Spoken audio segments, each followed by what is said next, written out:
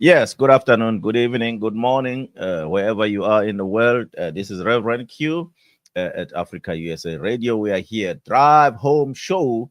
But today we are not talking to the artist, as we've been promoting and advertising this new baby that we started, the new program called From the Clergy's Perspective. That's what we are doing today. We are having a guest and we are talking about from the clergy's perspective. And today we'll be talking the money matters, and which is always interesting to everyone. Money matters. It's a big deal, especially in the church, in the ministry, because a lot of people have questions and a lot of people have different ideas about how money to be used in church. So we're gonna try. We don't claim to know it all, but we're gonna try to explain some of these things that involve money in the church.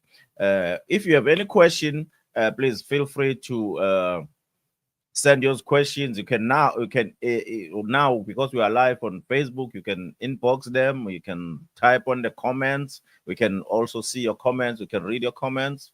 Also you can also write to Africa USA Radio 1 at gmail.com and send your comments and send your questions so that we can interact and talk to you and see if we can help each other as far as these topics are concerned. And also, we want to ask you to share the live, to share the clips, the videos that we have, so that we can spread wild. Because we still want to reach as many people as we can, as well as we want to grow this channel. Yes, from the clergy's perspective, today we are having none other than Pastor Loyiso Tembisa KaMatshoba. He's here. He's an author. He's a pastor. He's a marriage counselor. He's a very well invested in the ministry. So is an asset. Is a great asset in the kingdom of God, in the kingdom work.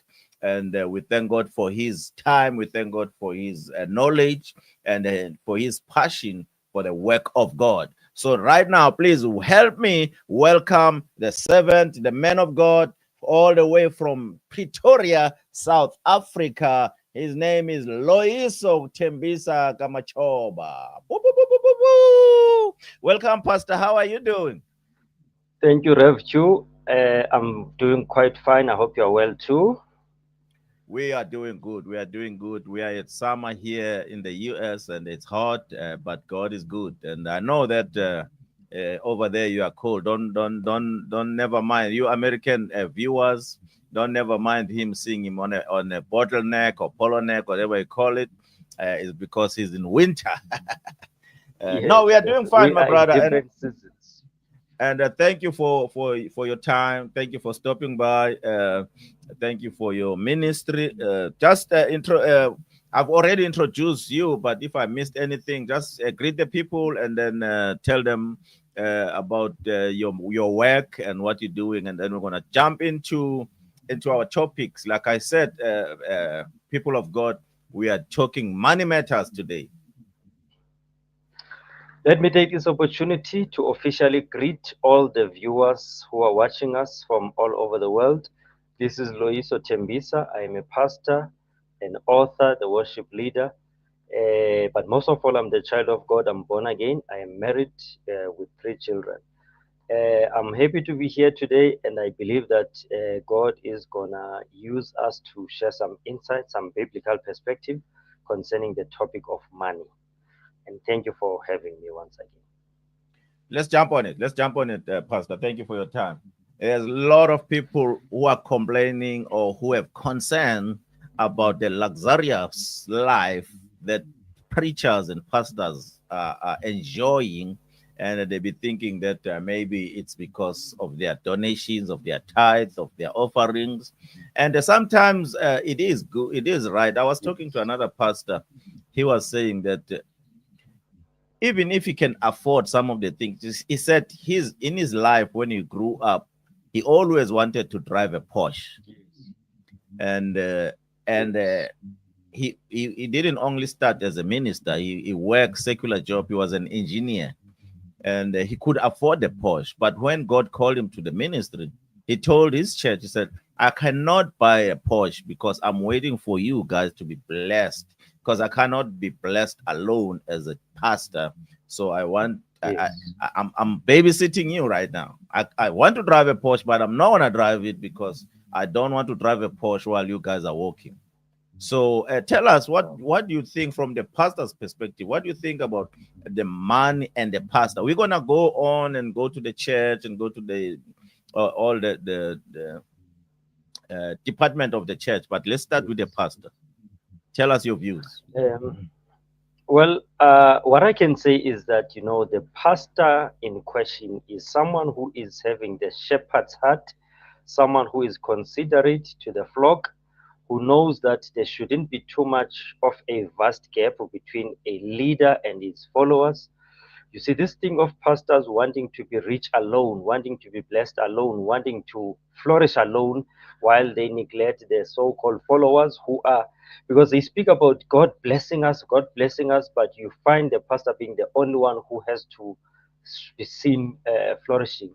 So I think the pastor was aware of the fact that if he happens to have extravagant opulence in his personal life ahead of the church, then there's likelihood that people will start saying that he's eating their money. So he's trying to balance the equation, and I think I like his attitude. Yes. So in generally, what would you say, pastors? How uh, do they even Paul said, I bless you, or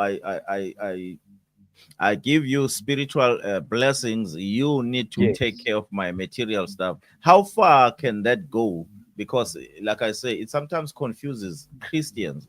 Man, we are giving every time, we're giving, and we are poor. And some of them, they yes, don't have jobs. Some of them, they get the less money, but they have to give church. And their giving is it's a principle. It's a good thing. But when the yes, pastor now is getting more richer and more blessed, because he's blessed too because of his giving, probably, maybe because of his discipline, I don't know. But what would you try to yes, be on the this time, try to be on the side of the members, and then explain to us yes. what do we expect. Okay. Anything that is done in excess or extreme is likely to have disadvantages. The verse has clearly alluded, like you are saying, to the fact that those who give spiritual must be rewarded with material things. That is just a basic requirement, but it never gave us issues of the limits and all of those things. That's why now Mhm. it needs a personal conviction from a pastor to have that maturity, wisdom, and realization, like I said earlier. But now, from the members' perspective, I would want to say that we all want to have our pastors living right, having things that are okay. Mhm. I don't think any member should have malicious intent in wanting to see their pastors being poor. But having said that, it has to be done, like I say, in a regulated manner, in a manner which is accountable, and not with evil intentions of wanting to get a quick rich scheme or seeing us as your business, as cash cows and all of that. We still your members, we still your disciples. You must treat us as such. So if you want more money, you rather do side hustles, write books, do other things aside. But with us, you must just accept what we are able to offer based on our affordability and our strength. Because you find pastors now resorting to tactics of manipulation just because they want Mhm. more money that members do not have. Oh, yeah, that manipulation, it's a big deal. It's even also being talked about in the secular world. People who are not even church, they say, I don't want to go to church because I'm enriching a man. I don't want to go to church because these pastors don't care about us. All they care about is money. So uh, Yes. manipulation, do Christian, I would say Christians should have a spirit of discernment. But what we will say for the people that we still want them to come in, we want to preach the gospel to them. What can we say to them? Don't look at the pastor, just look at God. I don't think it's enough explanation. Yeah. Um, well, I do not think that it is wrong to teach about a biblical way of giving because giving is a biblical principle. Hmm. So the fact that there is abuse of something does not negate the fact that it is still something which has to be preached and practiced.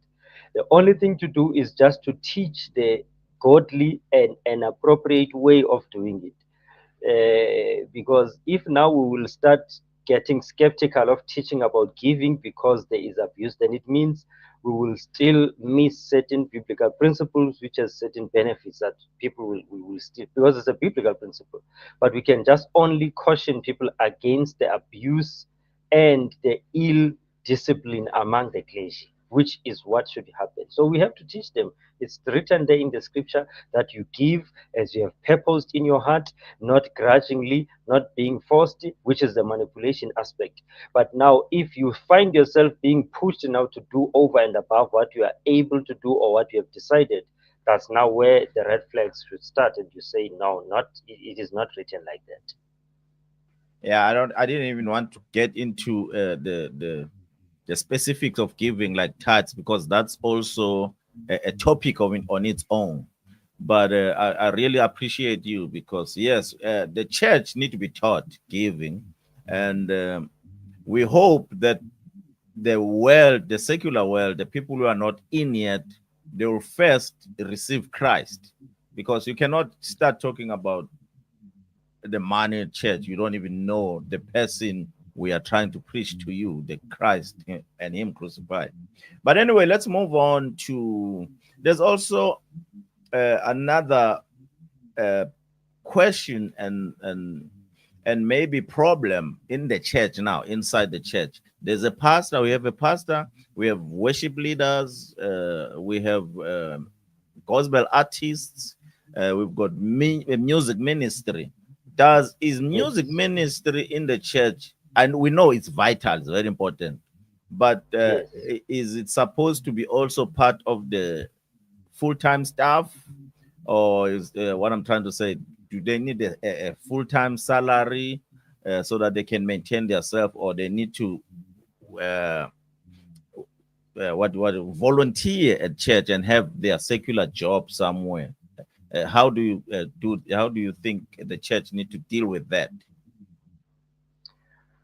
Well, I'm not sure about that part of your world there, but in my country, we recently had a very, very, very big tsunami topic around the same issue, which was trending for almost a week, where Mm, a famous bishop of a mega church was actually radically speaking against the paying of musicians in church. okay. So there was extremes and loopholes on both himself and those that were attacking him, because it ended up becoming an attack and it was just out of hand. But what I can say is that, firstly, the people that serve in the church, regardless of whether musician or usher or other, they are all supposed to serve as sons of the house. They are Mm-hmm. all supposed to serve as the members of that church.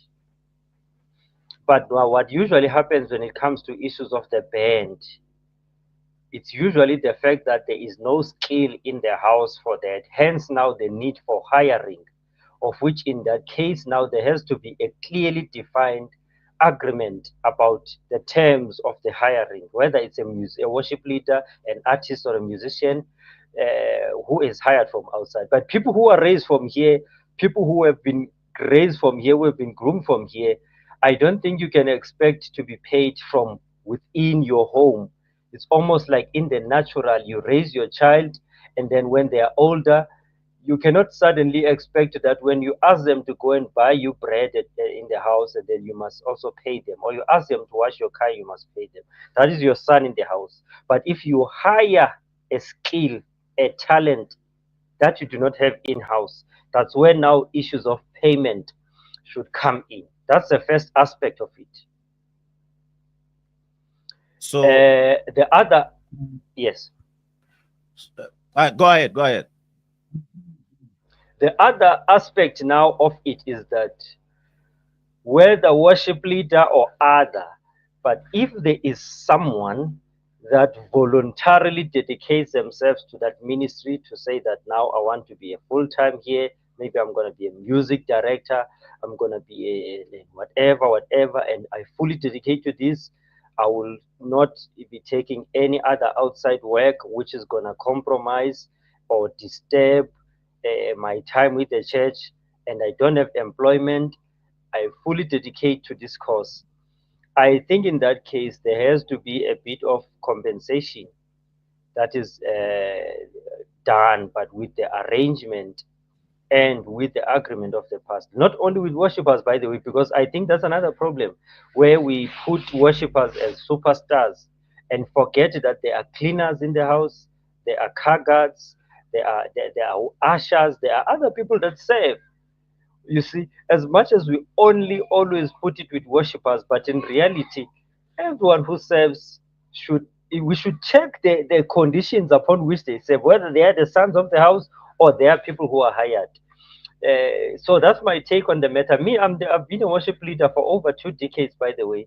I never put any financial demands. I never charge anyone. If I am blessed financially, I accept. But of course, if I go out of the local church, then of course they have to compensate me because now I'm like a higher skill. It's not in my local. So that's my take on the matter. But if the church is well off, can pay everyone, the worshiper and everyone else, then it's also fine. But there shouldn't be issues of demanding, especially from the son of the house. That's my take on the matter. So what I'm hearing you is you are separating between the music ministry, gospel music ministry, and gospel music industry. There's separation there. Well, I'm trying not to, but where I'm getting it is to the fact that even a gospel artist that serves in their particular local church, they are still sons in their church. They are not Okay. superstars in their local church. But when they go outside, that's when now they can be treated as a gospel artist and get all the perks that go with being a gospel artist, unless there is a special arrangement that they will have with their pastor. But what I'm trying to say is that I'm trying to create a patriotic attitude here for people to own up to their own local church, to say we prepared to roll up our sleeves to serve in the church, and where there are compensations we appreciate, but if there are none we still serve regardless because this is our local church, this is our home. Like in the natural, like I say, a medical doctor, maybe a medical doctor in their rooms or elsewhere, but in their home, if there's someone who has emergency, they don't need to say, where's your medical aid? Pay me first. They still use their professional skill here because now it's a family affair. So that's where I'm getting it. But I know that this will not make me to have any favor with most singers and gospel artists, but that's just how I am convicted in this regard. That But in your local church, you can't be treated like a superstar in your local church unless you are employed. There's an agreement, there's an upfront communication in that regard. so Yeah. pastors need to work hard because they are artists, gospel artists who is doing a secular music or jazz or quiet or whatever, and then they Yeah. don't get saved. They just see another opportunity. Oh, I can sing like gospel singers. They see another opportunity. They just went go to the studio and record. So they classify themselves as artists. They don't want to associate themselves with the church. They don't want to associate themselves with the pastor. They are just gospel artists because they can sing gospel. Uh, and I think though you're right. I don't think people like that we should be inviting them in our churches because they are not born again. First of all, and then they won't benefit. They can only benefit with their music via radio, via selling their music, right? Yeah. But unfortunately, we end up compromising as churches, especially if someone has a crowd pulling effect of attracting crowds. We compromise in that regard.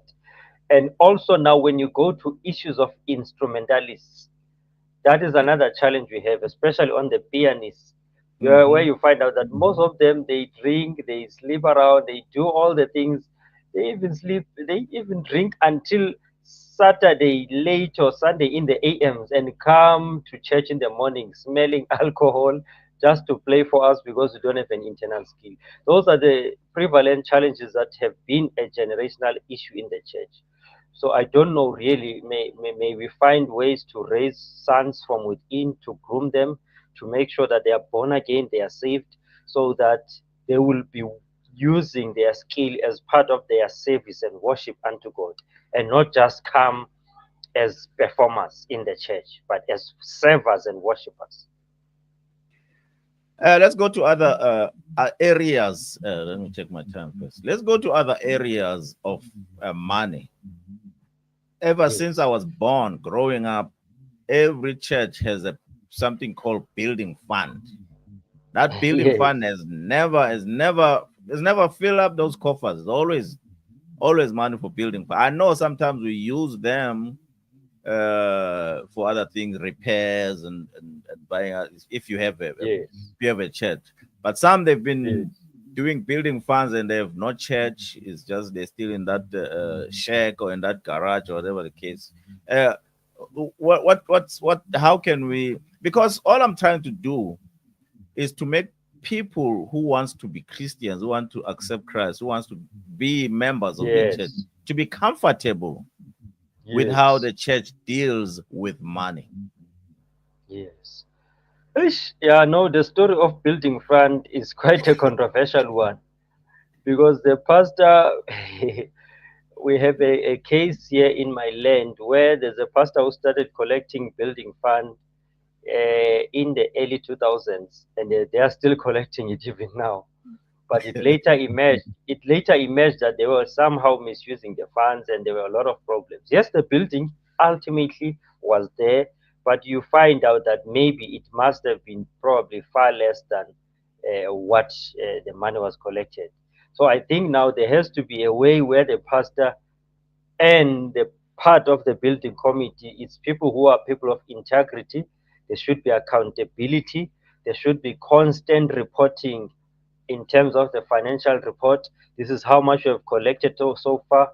These are the potential sites or lands or buildings that we are looking at. They cost this much. We will need to collect this within a certain period. So far, we have done this much. We have many people. We have 4 or 5 people who are having access to the building. So that it will not just be a family affair or a pastoral access only, because the temptation is huge, very huge. So there should be constant update of what is happening, and there should be time frames, timelines that we work towards, Do you, based on the strength and the pace. You see, but do you now think we that? need, Go ahead. yes. No, I was saying, but we do need to have the building fund, but it has to be done for its intended purpose and within the prescribed timeline, and not be exceeded to other motives now and personal benefits. That's not the right one now. That one is wrong. Do you think as pastors we need to accept and confess that we really don't have business minded skills or money management skills, or maybe it's pure corruption? Because sometimes pastors they worry about is the flock, and then while they're mismanaging money, unaware, most of them maybe are to be a devil advocate here. Maybe some of them are unaware that they're misusing money. Maybe it's a lack of skills. Maybe it's a lack of understanding how to manage money. Maybe they are too generous. They say, hey, one of our members is sick. They take the money and give it to that family, and then Yes, they take from the wrong coffers. How can we deal with yes. that? I believe that, like you are saying, wrong coffers, which means each and every project has to have its own account. You should not have Mhm. one pool for everything, because that will cause a serious friction and confusion. And also, the one who has access to withdraw the money cannot be the pastor. The pastor must report to other people and explain what the money is for. It means now even the people that work with him must also be people of integrity. It cannot be that the pastor, whenever they want to buy money, to use money, they just use it just like that, even for things that are not within that which it was collected for. So for free will, we know that it has to be for general maintenance of the church and other things. For tithes and offerings, we know that that's where now the oh, that's another thing, by the way. Other churches have a pastoral salary, which is Mhm. collected from the pool of money is collected per month. But other churches, it's a case where the pastor feels entitled to say that all the tithes, they are mine. They come to me. I don't need anyone to allocate them for me. It's mine. I'm the one who may decide who I give, but it's all mine. So it's those two different kinds of systems that operate in churches. So it's a bit tricky because the Bible says, bring your tithes into my storehouse. The storehouse is Christ, is God's storehouse, not the pastor's storehouse. But the Mhm. pastor now has to get allocated his portion from the storehouse. And that verse went on to speak about the poor, the visitors, the needy, and all. It's not only about the pastor, but the pastor thinks 100% tithe is for them. They don't check the needs of the poor. They don't check what other people who are in need at the church.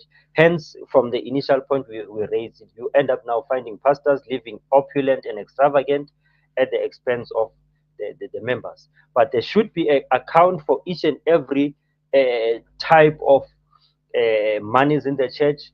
And when there's a need in the church, the money should be taken on that specific account for that specific thing. There should be invoices and receipts which are kept. There should be proper accountability. And unfortunately, pastors think that they are entitled to the monies of the church. They treat the church like it's their personal entity, their personal business. So they don't feel the need to sometimes account. And that's not a right attitude, unfortunately.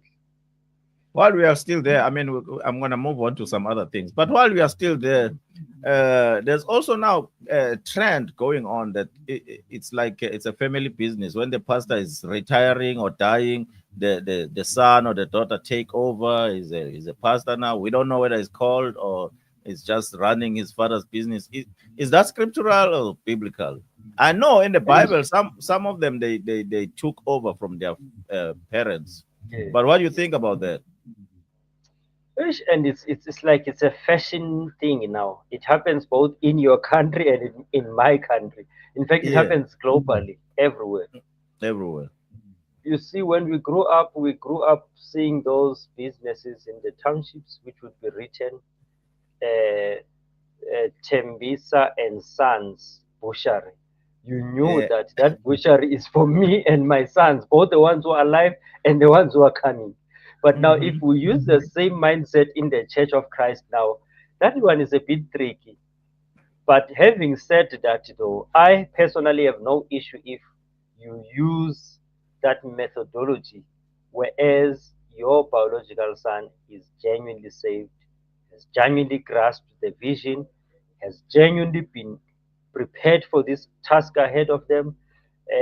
But unfortunately, that method sometimes, or most of the times, it somehow disadvantages those who started with your father from when Hmm. the church was still small, who were hopeful that maybe one day this thing will fall in their hands.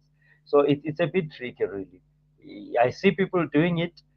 I don't know whether it's working or not. I don't know. And I know most of the time it's not always that it's God led, it's a spirit led move. It's just the emotion involved. It's the blood is thicker than water kind of an arrangement. It's an inheritance. Yeah, it is. And most of the time, where God is not in that, after the founder dies, then the ministry also dies because it changes direction, changes purpose, Hmm. changes operation. Then you find that the son is not graced enough to handle the pressure that comes with what their father started. But of course, there are others who are able to do things and they work out. So in such cases, that's why I'm saying I can't fully discourage it or encourage it. I'm neutral on it to say that if it's a God ordained move, it's fine. And if the son has been equipped, you can't just take your son from the shibin or a beer hall just closer to the time of retirement and you clean him up artificially just so that they take over. because the true colors will manifest eventually. But if it's a son who's been raised from the church, has been serving all these years as a normal child of God, as a son in the house, serving and growing, then maybe to some degree it's forgivable. So I'm in between. We're still here at Africa USA Radio from the Clegy's perspective, and we are with our special guest here today from Pretoria, Pastor Loyiso Tembisa, and you can tell he knows what he's talking about as he exegete, as he explains the money matters in the church, because it's one of the greatest weapon that the devil is using, both in both directions. It's using for pastors to be greed, pastors to be misuse funds, and also it's using it for the people who are skeptical, who have a problem with seeing money being overspent or being overused or just giving at all. People don't want to give. Yeah. So the Yes. devil uses money in all kinds of ways to destabilize and destroy the ministry. Um, Also, the church, Pastor, I Yes. think it's responsible. Its responsibility is to groom and to raise the young people. Do the church has to have funds? I know our church here have a scholarship fund, whereby Yes. one of our youth went to college, and but we also have requirements. We want you to go to the first semester and have a certain grades like A's and Yeah. B's before you can Yes. qualify for the next semester's scholarship if you continue.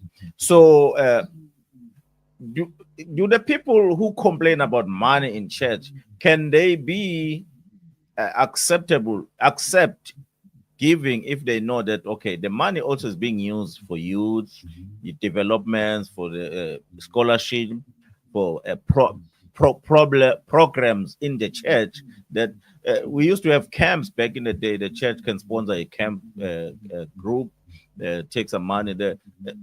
Can that at least solve some of the church money problems? Well, with regards to your question, I think that churches in general should be versatile. Hmm. They should be relevant, and they should be also societally conscious.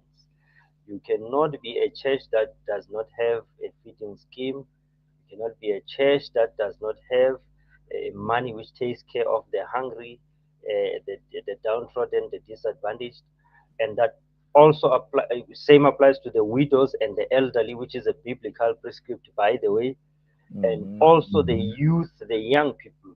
You see, a church that does not invest in young people, from Sunday school right up to the youth levels, you cannot only focus on the exciting things with the youth, the camps, the youth services, the conferences, and you spend thousands there. That one is fine, but you also have to do long term and futuristic events and activities. There is a church that I was raised at, Assemblies of God, Back to God movement in South Africa. It has what we call an education fund, which Hmm. assists learners when they are challenged in that regard. So they don't have to depend on the government scholarship or bursaries. They can just apply in their local church, and then the application is motivated, and then they are approved. So, I mean, churches ought to be very, very, very, very, very much involved on issues of the youth for futuristic purposes, because the very existence of the very church, you might be grooming the next senior pastor for the church. You Hmm. might be grooming the next president of your country who will in turn sponsor the same church. You might be grooming the next millionaire or the next billionaire in future who might just decide to pay off all the debts of the church or pay for a building or do other things which are far more bigger than the seed that you planted. So investing in the youth is always an encouraging thing, because it means that you are future oriented. You are not just looking at things just before you. Empowering of youth, yes, is necessary. I very much agree with the youth part, but sometimes, I mean, I agree with everything, but sometimes, like we have a pantry in the church. We have like a feeding scheme in the church. Sometimes it tends to be disadvantageous because people now they don't come for Christ; they come for for food, and you have a problem that there's a you know in one church that I used to be associated with. Every Tuesday Yeah. we have a pantry where people they can come and pick up some few items, groceries every Tuesday. It's Yeah. still happening even Yeah. today, every Tuesday. But you find that Yes. that Tuesday, the church is more packed than Sunday morning. Sunday morning. Yeah. So I don't know how to balance these things, but people they tend to be very. Yeah. They are really, really lambs. They just want to be shepherd all the time. Yeah, you see, this thing was even a challenge even during Jesus' time. He even rebuked them to say, "Are you following me because of my words or because of Mhm. the food I gave you?" But having Mhm. said that, though, it still does not stop our obligation because on the other side, Jesus says, "I was hungry and you fed me. Fed I me. was in prison, you visited me. I was naked, you clothed me." You find out that in some cases, because of skepticism, you might end up canceling that project while you will disadvantage those who genuinely need the services and who are genuinely hungry for Christ and also in need of the physical assistance. So those people who are chance takers will always be there, but it doesn't have to stop us from doing the good. Unfortunately, it's God who can measure the motives of the people. It's only if He could give us a sixth or a seventh eye to see inside the heart to say, within that long queue of 150 people, only 50 are sincere, the other 100 is playing with us. Then we were going to easily say, we turn them back. But now, because we can't, we just have to serve all of them. Then those that we trust that God will save and win over genuinely will win over. But those who are taking advantage of us is fine. It's not like they don't need food. The reality is that they do need food, even if they might end up not taking our Christ at that moment. We are still listening to Pastor Loyiso Tembisa. He's an author, so please get his book, The Dreamer.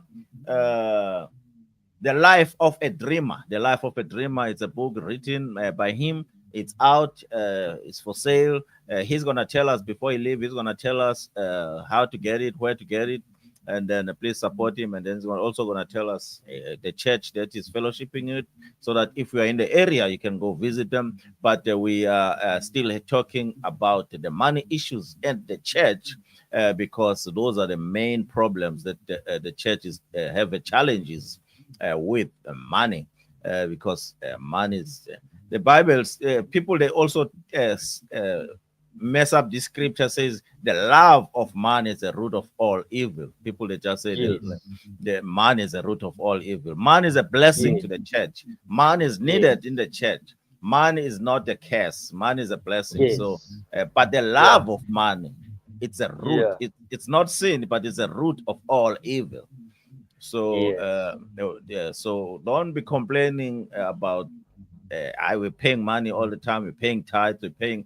I was talking to another pastor yesterday. Tithes is not even from the law. It's prior the law. It's before the law. So it's not tied yeah, in the law. It's that's before the very true. law, and so we cannot say no. We live under grace now. We don't live under law. It was grace then, and before the law. But Yes, Pastor, there's also we talked about education and scholarship and all that, and most of the yes. churches also have the schools now. They have schools. These schools should be funded by the church or should be funded by the parents of those children. Yeah, no, well, most churches nowadays have their own schools, which they are doing as part of the church's fundraising and Hmm. also as part of the church's heritage so that they will be able to manage what is being taught and also put in some Christian and biblical attributes and attitudes. Of course, they usually encourage that the parents who are part of the church should be in the forefront of bringing their children to support the same vision of the same church. I mean, that's Hmm. something that is good. But now it should not only be confined to that. Even other children of other parents out there, It should operate like the normal school. It should attract as much as possible so that even other children whose parents are not part of the church can also get to have an opportunity to have a bit of influence of the gospel of Christhood and of the word, because there will always be moments where you have prayer sessions and all of those things. So it should be open to everyone and not just only be confined to the parents. But having said that, though, I'm aware that some parents may have certain preferences where they feel like they want to take their children to certain schools, whether they feel maybe that they are having more higher quality than this one. It's really something that is a personal preference. Where possible, they can put their kids, but if not, then I guess it is what it is. And if you go to the to these mega churches, I don't know in South Africa, but here in the US, if you go to these mega churches, you found that there's really stores inside the church. It's either they're selling home decor equipment, or they're selling books, or selling gifts, gift cards, gift things. Uh, what Jesus said. Well, they were not. They were selling. They were selling when Jesus gave them Yeah. some little whipping there. So hey, you're turning to my house to be a house of trades. Yes. What would you say about that? I know I believe in fundraising, and I believe in Mm. if the church, or the church, we have authors at the church, they can display their books back there, so Yes. that Yes. if you want. But what do you think, is the church business, or is the church a ministry? Well, the church is the ministry, but there can be a business side in the ministry. Me personally, I have no issue with people having any of those things as long as they are not compromising the time of worship, the time of the word, the time of spiritual fellowship. If they're done out of church service in their own times, I mean, I can't have a problem with that. I usually have a problem where people during the church service they will be installing a lot of things which will eat up on most of the time instead of focusing on prayer, worship, and the word and other things. But if it's done and it's even not within the temple and within the church, it's just other rooms and buildings which are attached, like a bookshop here, a coffee shop here, this there that there. I really have no issue with that. I personally have no issue as long as it will not disturb the time of the church. And anyway, I believe that it will even be a way of somehow employing some unemployed people from the church, you see. So I have no problem with that, as long as it is not going to be done during the church service or to affect the church proceedings. If they pay them, they don't say volunteer for the ministry. Yeah, no, in that case now it will be a different case because they are also making profit. So they Yeah, ought also to making share. money. They also ought to share what they make there, especially to people who are unemployed. That one is a bit of a different setup altogether as far as I'm concerned. It is just another aspect of the church which is more on the entrepreneurial side. Still part of the church, but it's more on the other side. So I have no problem with that as long as things are done on board. And of course, you cannot be selling or things that are against your Christianhood. You cannot be selling things that are going to compromise you. It has to be things that are still within the context of acceptability. You can't just be selling controversial things, for example, that are against your belief. There are a few people And watching on Facebook. If you have any question, please write it on the comment section. If you don't want to write it on the comment section, you can also email it at Africa USA Radio 1 at gmail.com. Africa USA Radio 1 at gmail.com. We're going to get those. And if they are directly to Pastor Tembisa, we will contact him and say, hey, people have questioning you. And then yes, he's gonna have to come back and answer for himself. But yes. thank you so much, Pastor, for this time. Anything else that I didn't ask that you think is essential for the listeners to hear about money? Let's just get that so that we can wrap this up. All right. You know, God had to make an example of people serving mammon, which is the love of money, and Mm-hmm. himself. He put himself in the same level as money. In other words, this is showing us that money is one of those powerful things that can take people out of the will of God, out of the plan of God, and they can shift one's focus. In fact, most of the wrongs that are done out there, if you look at the root cause, it has money in it. Most of the things, the people who commit crime, they want money. The people who are selling their bodies, prostitution, they want money. Everything that is done wrongly is money related, but it's just money which is accumulated in a falsehood or in an evil way. So, hence, now the Bible is trying to fix our motives, fix our attitudes towards money, so that we do not put it on the same position as God. God should be the one that we love more than money. And when we love God more than money, even when He had blessed us with thousands or millions or billions, if He instructs us to give those monies that He has blessed us with, it will not be difficult for us to give to the work of God, to give to the poor, or to donate one of, if you have 7 cars, you will not have a problem in donating 3 of those 7 if He instructs you to, because you know that you are not saving the money. You are given it as a steward because He gives seed to the sower and bread to the eater. You are not possessed by money. Money should not possess us. We should just have it and keep it and be stewards of it. But once now it takes the place of God, it can really ruin us and make us to lose focus. So, with those words, I just want to say we need it. It's necessary uh, in this natural world. Unfortunately, it's the only commodity that is required as a medium of exchange if you want something. But having said that, though, oh, by the way, while I'm saying this, it's not like people love money per se. Mm-hmm. People love the things that money can get for them. If there was another way at which we get those things apart from money, we were not going to love money. We were going to love that other exchange. If you needed to collect some leads of or some anything random. Let's say you have to collect some shoes, then you exchange shoes for what you need. We're all gonna run after those shoes, collect them, and then they will purchase us what we want. So we are not really loving money per se. We love what money buys us. We love the material things that money can give us.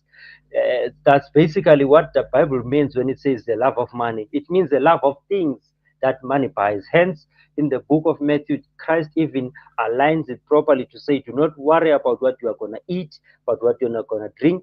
All those things, I know you need them and I will give you, but seek ye first the kingdom. He gives us a perspective and a priority to say God should be number one. We should chase the blesser and not the blessing. Then the blessing by virtue, it follows us. We should chase the source, which is God, and then the resources are part of the package when we have found God, the King, and in His kingdom, then all these things they follow us. So I was looking down here. I was turning on my Bible to close Psalms 37. Psalms 37. I'm just gonna read verse 1 and 2 and 3. No, 2, 3, and 4. Yes. For they now let me start 3 and 4. Trust in the Lord and do good. So shall thou dwell in the land, and verily thou shalt be fed. Delight thy ways, delight thyself also in the Lord, and it shall give thee the desires of thine heart. Yes. So if you're a Christian, sometimes you don't have to fret and worry about money, because if you do good, he says just do good, and you will be fed. So as we're talking about money and money issues, the principle of money, it's although we didn't talk about this, me and you, although some false narratives saying that they always talk about seed. But man is like a seed. You plant it and God Yes. rewards you. But I'm not saying those people, those preachers who abuses that term for their Yes, benefit. But I if you understand. give, it shall be given unto you. Uh, uh, the Bible says it will give you back to you. Run full, run over and press down. Yes, You know the scripture. So you're gonna be yes, blessed by your giving. So if you don't focus on where the money is going, but focus on what do I give, why do I give, when do I give, how must I give, focus on those things and you'll be blessed. Thank you so much, yes, Pastor, and we really really appreciate your insight about money, because money is a very important tool to further yes. the gospel of Christ. I even did in church about the mission part of the money, because every church has Mm. also to have a mission department where it needs money. Maybe you can say a few things about that. Well, the issue of missions is part of the Great Commission, which says, Hmm. "Go ye therefore into all the world to make disciples." So, any church that does not have that, it means that they are not doing the holistic requirements of the Great Commission. So, you ought to have the evangelism, the outreach, and the missions section of the church, and there should be a special fund for that because that's where souls are won. Because you can't only just do conferences, because most churches they love conferences, and sadly conferences they just recycle and just give you goosebumps and make you feel good, and all of those things. They service the already reached souls, but they don't win the new souls from out there. So as part of our soul winning obligation, you ought to make sure that we put some investment on the issues of missions and so that the gospel can be spread to those who are not aware and who are not exposed just yet.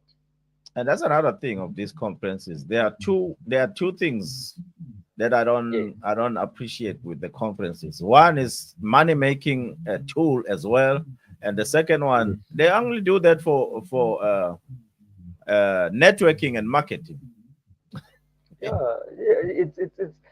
there's no value in it anymore. And you find it being done in the same way for the past 15, 10 years. They just change faces and speakers, but everything is literally the same. I think we have to revisit this thing and maybe replace it with other things. I would rather we invest more on the missions, like we say, because we are winning new souls there. But now, because people know that with the mission side, there is no benefit, there's no comeback fee. There you lose, there you spend. But on the conferences, they find ways to make some money. There are registration fees here and there. There are this and that. But with there, it's all winning. You can't be coming to people winning souls and you put a registration fee. So that's where the trick is. You don't go and preach in the wilderness and take collection and take offerings. You can do that's now going to that thing you asked me where it will be like now people you introduce people to money before you introduce them to your God. That's Dear gonna be a God. wrong way. When a church goes to do a crusade or an outreach or anything out there as a missions work, you have to have planned for that and budgeted and save money for it so that you will not even do anything in terms of disturbing people with those things. Otherwise, it's a problem. You are going to be compromised. Lord help us. Let's understand money in the church. Hey, Pastor Tembisa, man, I enjoyed myself. I enjoyed listening to you.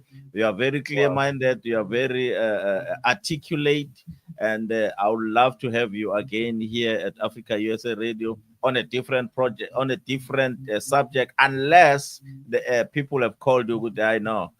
You didn't say right here, and then we're gonna have to come and clear your name. Another thing I like about you, you say in most cases, you say, Yes. I don't have a problem with it. I don't have a problem with it because some of these things are also personal, Personal but you all preference. Yes. personal preferences. So that's Yes. why we're just trying to share the ideas from the biblical perspective and from the clergy's perspective. But I thank you And so I much think for that, stopping by, man. Go ahead. yes. Sorry. Oh, I was saying it. The thing is, in some issues, the Bible is not explicit. It's not very clear. It Hmm. didn't give us, for example, an instruction of saying, is it right or wrong to hand over the ministry to your child? We've seen a few examples. We've also seen examples where Moses and Joshua were also succeeding each other, where sometimes there's relation, sometimes there's not. So in cases where the Bible is silent, I also prefer to be neutral about it and not put a prescription. But otherwise, I'm prepared to answer any comeback and follow-up questions. If you want me again, it's fine. Yeah, because even in the king's side, David, his son Yes, Solomon took over. It all yes, on and on and on. But I don't know about the ministry. My father was a pastor. I pastored the church that he pastored for 2 3 years, and I left it for yes. somebody else, and I moved on because Oh, I was just doing the transition as well. Because he yes, moved to a different location, then I took over as soon as yes, well, I already graduated from the, like you say, sometimes it's better if you were serving at church, you yes, were you were involved. I was involved in the music department, playing instruments, yes. helping my father with his ministry. And then when he moved on and to start another church, Another another branch. ministry, another branch, and then I took over Yes. from that. And then, but Oh, I didn't serve long. I served 3 4 years, and then I moved to the US. is it because you thought it was not something that you were meant for, or it's because of the US opportunity that came No, along? no, no. I loved it. I loved it, and the church accepted me, and actually it grew. I was young then. It grew, especially the Mm. youth. We had Yes, more youth now, and it grew and became like a vibrant kind of church, like. yes, And it was accepted. But yes, God opened the opportunity for me to get a scholarship to go to the US, and I did yes. that. So, and then I left somebody else who was also my father's spiritual son For a long time. for the Yes. wrong time, and he took over until he Oh, passed on, and then continue. It's still, the ministry oh, is still there, oh, but somebody else, some young man now is pastoring from Zakan is pastoring there, which is a good thing. Which is a good oh, thing. So yes, and I don't know if this opportunity to come to the US didn't show up, if I was gonna continue, because I yes, also had a lot of other ideas in yes. my mind. So Oh, so I don't know yes, how. I'll always listen to what the Lord is telling us to do. So, yeah. but I really enjoyed working under his leadership, and I also enjoyed leading the church for that particular time. And the Oh, church really embraced me; they loved me. yes, My father also was very, guess he was a visionary because he already yes, established few of us exchanging yes, the pulpit together, and doing different departments of the ministry. So he was really grooming all of us, me yes. included as a biological and spiritual son, and Spiritual other son. Yes, spiritual sons. So yeah. it was very well established. But anyway, Yeah. so thank you so much for taking this time. Please don't be a stranger. I will always give you a call and say, okay, I got the topic for you. And tell us where to get your books, where you find you, Yes. how to follow you, Okay. and how to attend to your ministry and all that, and how to invite you for the worship ministry. Oh, okay. Um, I am on Facebook, on Twitter, on Instagram, and TikTok, and I go by the name. Okay, on Facebook it's Loyiso Tembisa KaMatshoba, but on other platforms it's Loyiso with the tagline of my book behind you, which is the life of a dreamer. So Loyiso, the life of a dreamer, or Loyiso the dreamer. So you find me on those because after I had that book, people started calling me the dreamer, which is what I heard you earlier mentioning. So I am the dreamer because of that. So I'm active on all those platforms, and I do have a lot of things that one can benefit from. I sometimes do live videos. I sometimes get invited to minister in different churches. I sometimes go to the media spaces and podcasts like this one or radio, TV. So there's a lot that the Lord can use to minister to your soul. The one who wants the book, because I still enjoy the physical and well, because I didn't know that there would be this overseas opportunity, but for people in my land, I'm still enjoying that physical interpersonal touch where I go physically to places. I go there to motivate, to speak, and then I sell the books, and then I do the book signings, and we take pictures. So I haven't put them on any of these other platforms, whether bookshops or online. It's still with me. We just deal with courier. So which means in your case now abroad, we'll have to arrange some courier methods. By the way, it's two books. It's The Life of a Dreamer, which is the first book. The second one is Faith as Small as a Mustard Seed. It's a book about faith, but it's explaining it in different categories. So you just touch base with me on any of my pages, then we are able to communicate further. Or they can also contact you, then you are going to connect them with me. That can also work.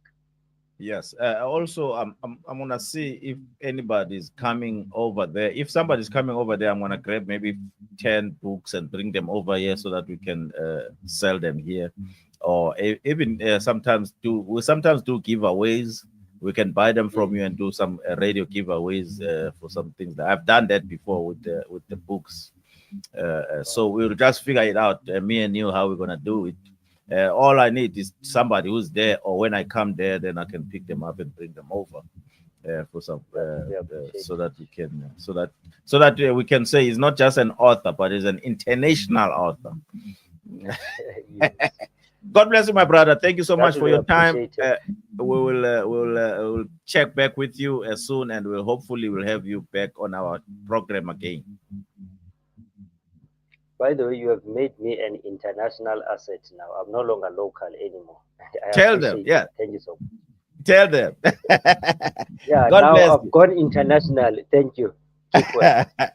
This was Pastor Loyiso Tembisa, all the way from Pretoria, South Africa. And he was explaining about the money in the church, money matters in the church. And he did a very good job. You can also catch this live on Facebook and YouTube, so that you can just catch up with us, what we were talking about, what we were saying. And we thank you for your listening. This is Reverend Q at Africa USA Radio Drive Home Show. And this program was from the clergy's point of view, or from the clergy's perspective. And we thank you so much for listening. We thank you so much for watching. And please don't forget to follow us at Africa USA Radio .com on the website or on the app. Also on Facebook, Africa USA Unity Events Radio and TV. On Instagram, Africa USA Radio. No, Africa USA Unity Events. On the TikTok, Africa USA Unity Events. And you're gonna be blessed. And we thank you so much for your time. God bless you. We love you. Bye for now.